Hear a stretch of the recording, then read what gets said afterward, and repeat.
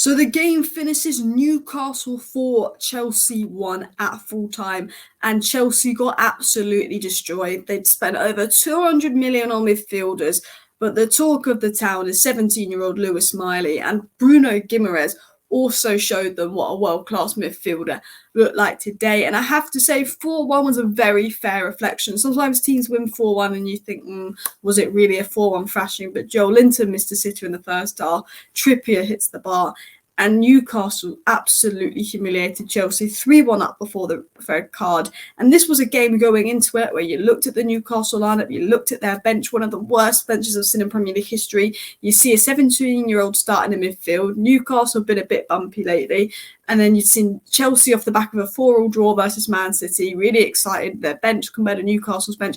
And a lot of people before the game said, you know what, Chelsea are going to get something from this. Chelsea are going to get something from this. But Chelsea got nothing from it. Sterling was good. Other than that, Chelsea just got embarrassed. Chelsea got completely and utterly outplayed. And there's three players I want to talk about in today's video. Bruno Guimaraes, Anthony Gordon and Lewis Miley. They were standout players for me. I also thought that Livramento had a really good game yet again. I thought that Almiron had a good game as well. But I want to talk about these three players most of all. But I want to get this up here. They had, three goalkeepers on the bench. 8 first-team players out, and the other had spent £1 billion in 3 transfer windows. And the interesting thing is, if we're going to be honest, there was 2 pensioners on Newcastle's bench, 4 academy players, and 3 goalkeepers. That was Newcastle's bench. There wasn't a single player on Newcastle's bench that would have gone onto Chelsea's bench today. Not a single one. Whereas Chelsea can bring off 100 million Caicedo off their bench, 70 million Mudryk. It's ridiculous. There's no excuse for Pochettino to lose that kind of game. They were absolutely destroyed by Eddie Howe and Newcastle. And what Newcastle have and what Chelsea are missing is Newcastle have character. That's what they've got. They've got a team full of brilliant characteristics. Players that give everything. Players that won't give Chelsea a chance to breathe on the ball, that will run for their manager. Well-drilled, well-attitude players. They're in a system that believe in the manager. When you're a 17-year-old who's coming in and playing that good for Newcastle, and working so well in the system and looking like a 27-year-old at 17 years of age. And Chelsea have spent 115 million on Caicedo, 105 million on Enzo Fernandez. And you see the 17-year-old that looks levels ahead of them. You say, you know what? Newcastle, if you're a young developing player, is the club you want to go to, not Chelsea. If I'm a young player in football, Chelsea's ruining my career. Newcastle's developing because Anthony Gordon was phenomenal today. Lewis Miley's phenomenal. And Newcastle were phenomenal. And we know what Newcastle are like. They've got injuries. You can see that they do drop points here and there. And I think that's because of the amount of games and injuries they've had. But they could beat any side on their day. There's something about this Newcastle side where they can beat any single Premier League side on their day. They've beaten United. They've beaten Arsenal. They've beaten PSG. But I want to talk, before I talk about Miley and before I talk about Guimaraes, who I think you could say Bruno Guimaraes is man of the match. I think it's fair to say that Anthony Gordon is also up there for man of the match. So if you look at these statistics here, Anthony Gordon has now scored or assisted 8 goals in the Premier League so far this season, more than any other Newcastle player. What a season he's having. And I'm surprised Southgate's not even looking at this guy as well.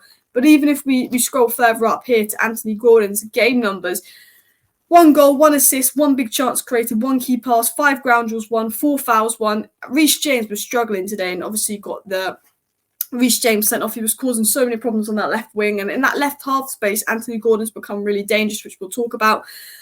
He was phenomenal today, 42 touches. But the pass, the assist he got, what a beautiful pass. And the goal he got, what a beautiful goal. It wasn't even just like a goal or assist, a stat pad one. It was like a phenomenal play. He was causing Reece James, who, we call, when people say the best right back in the world, Anthony Gordon was causing him a lot of trouble. And Anthony Gordon's been phenomenal this season. I've always been a big fan of Anthony Gordon, really. I always, Chelsea were linked to him and they all laughed, oh, we don't want to get Anthony Gordon. And they all thought getting Mudryk instead of Anthony Gordon was this big dub. I think every Chelsea fan right now is thinking, you know what? I wish I had Anthony Gordon in my team. Anthony Gordon's been phenomenal this season, and I think he's one of those players that a lot of people doubted. A lot of people were quite sort of negative on Anthony Gordon when he first came. He didn't hit the ground running, but this season, what Anthony Gordon's had that's made him special is consistency.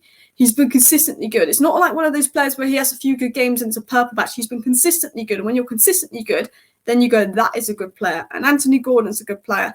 And I think he's a guy that has the ability to play as an 8, because you could see today his best zones are in that sort of left half spaces where like an 8 would come in, and he does so well as a winger to move inside And you can see that his game's evolving, and I wonder how is going to implement that more. And I thought that really worked for him. And I think what makes him valuable is we've seen Anthony Gordon play centre forward, left wing, right wing. We've seen him play in that 8 role. He's one of those incredibly hard-working, versatile players. And I think that's what Newcastle is about, hard-working, versatile players that press, that run, that want to make things happen, that are direct. And I think Anthony Gordon's an example of that. He can play anywhere, he will do a job. And I have to say, what a ball from Gordon into Lascelles. I think Gordon, you can say, is man of the match, but I do think that Bruno Guimaraes has got to be up there for man of the match as well. I was really, really impressed with Guimaraes. But I want to show you this quickly on Anthony Gordon. So this is Anthony Gordon. This is sort of his general statistics here. I don't know how well you can see that, but he's in the 75th percentile for progressive carries, 84th percentile for successful dribbles, 81st percentile for non-penalty goals, and even things like assists and expected goals and assists, 70th percentile there, 81st percentile for offensive actions, just showing how much his all-round play is evolving. But I think you've got to talk about 17-year-old Lewis Miley. I think, is that his first Premier League start?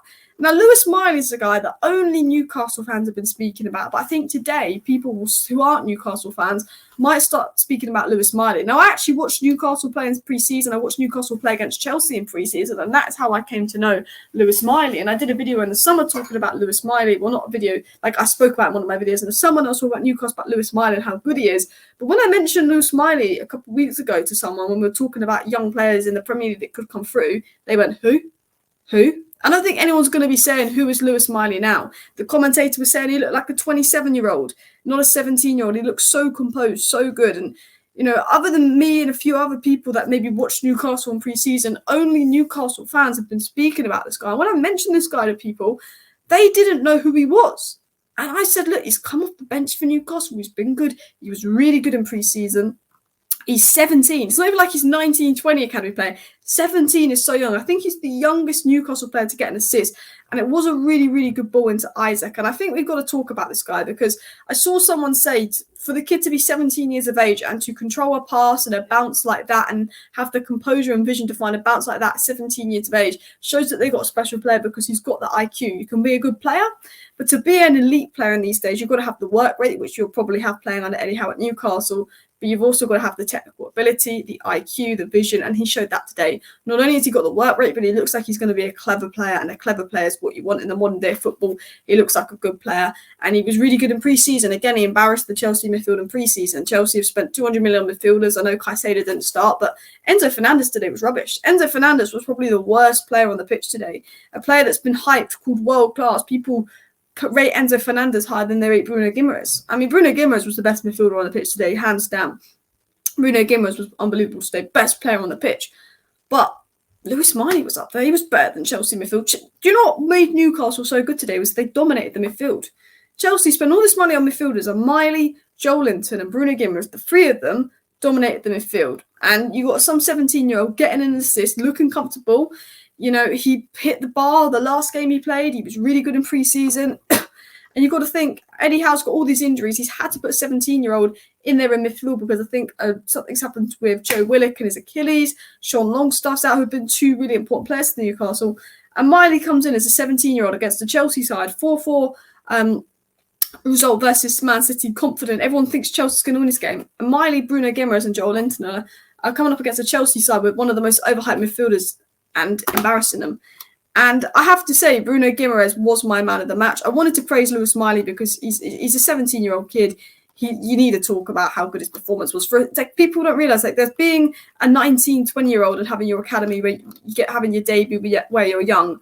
But 17 is like that sort of different age of young, or is that just me? But I want to talk about Bruno Guimaraes. I thought Bruno Guimaraes was maybe man of the match with Anthony Gordon. He controlled the midfield today, and he's a guy that's been compared to Enzo and Caicedo, and Enzo and Caicedo, according to Chelsea fans, are better than Bruno Guimaraes. But Bruno Guimaraes just showed today why he was the best midfielder on the pitch. He was the closest thing to a world-class midfielder on the pitch. The word and term world-class gets thrown around a lot, but we saw Enzo Fernandez is world-class, Caicedo's world-class when they went at Benfica and Brighton.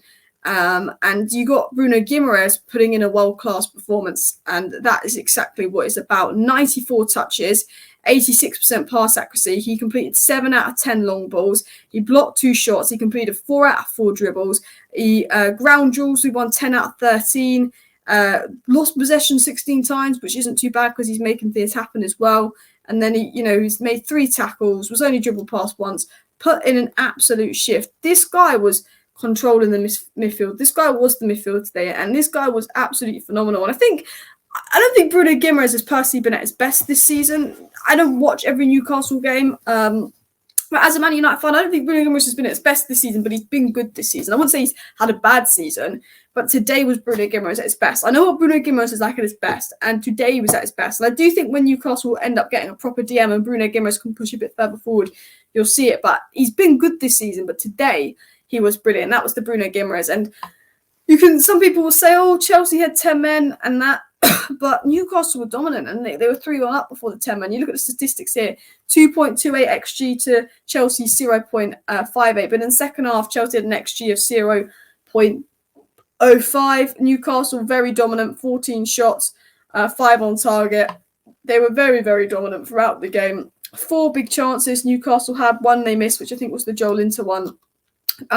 But Joe Linton's glad he scored. But you look at the Newcastle injury list here. Wilson, Manquillo, Longstaff, Almiron, Murphy, Target, Hall, Tonali, Byrne, Botman, Harvey Barnes, Elliot Anderson. Harvey Barnes, Botman, Byrne, Tonali, all players that you expect to be starting. Lewis Hall, out injured as well, player that would be coming on. Almiron played, didn't he? But Longstaff as well. The Newcastle injury situation was bad, but they really embarrassed Chelsea today, didn't they? Anyway, smash a like, smash a subscribe. Thank you for watching. I'll probably do an Arsenal-Brentford review tonight if I get time, but I've already done a Liverpool review. See you next time. Bye.